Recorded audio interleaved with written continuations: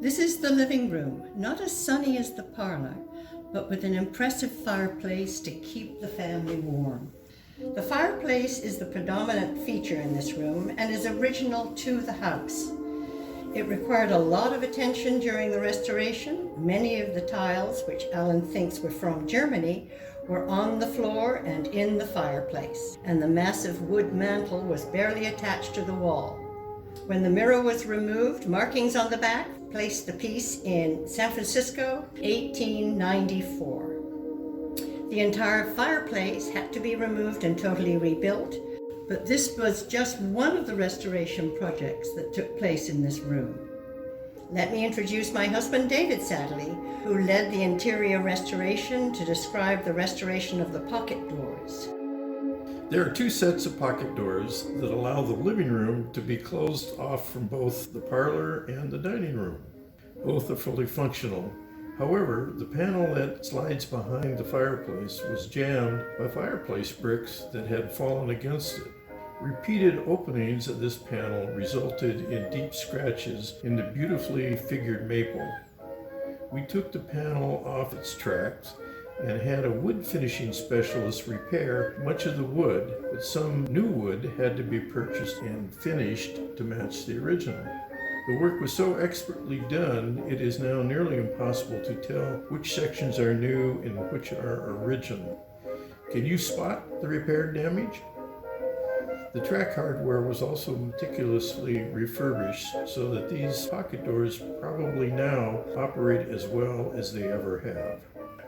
Standing by the pocket door near the fireplace, you may notice a bulge in the floor. We know this was the condition of the floor for most of its life because there are family stories of games of marbles being played right here where the players had to take account of the bulge's effect on the path of their marble. We attempted to level the floor by placing a 300-gallon water tank on the floor, carting in water in 5-gallon buckets to fill it, and cutting the floor joists in the crawl space below to allow the floor to settle. After 6 months, the floor had not settled, so we gave up, figuring the bulge was here to stay. By the way, the floor joists have all been repaired. Thank you, David. Here's Alan Kohler again to describe some of the furnishings in this room. The furniture is more of a collection of what would have been here when the Worthingtons were in this home. So you've got some early Victorian, a beautiful armchair over here next to the fireplace. The curves and the elegant in the legs, the inner carving, that would have been probably a man's chair because the legs are higher.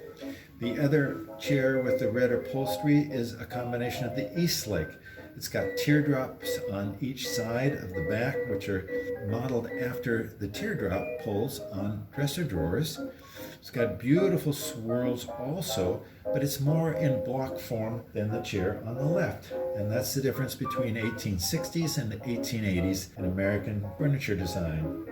The table that's between the two chairs would also be earlier, somewhere between those two in Victorian style.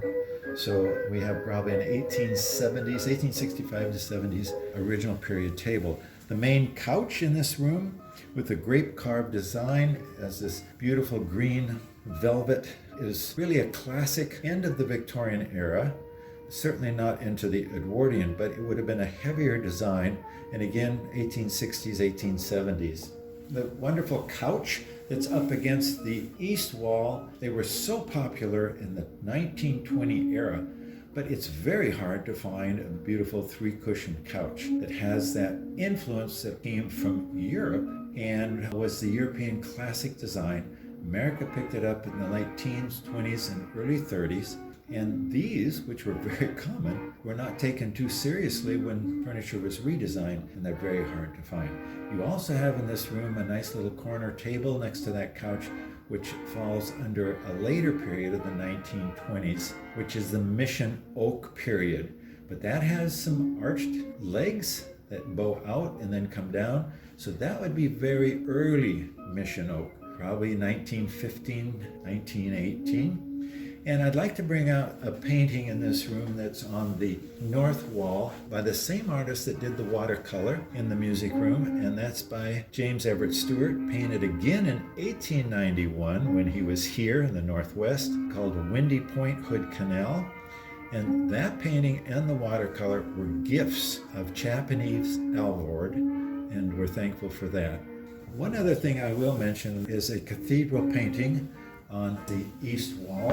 And this is by an artist that won the French Legion of Honor in 1928-29 for an exhibition at the National Gallery in Washington, D.C. And the reason this painting's here, even though Pieter van Veen was born in The Hague, Holland, he came to America in 1915, was exhibited in every major American gallery, dealer's gallery, and moved to the Northwest and spent the last 25-30 years of his life in Tacoma, Washington. He selected these 18th century French frames and put these beautiful cathedral paintings in those, and that is a good example of one of those frames.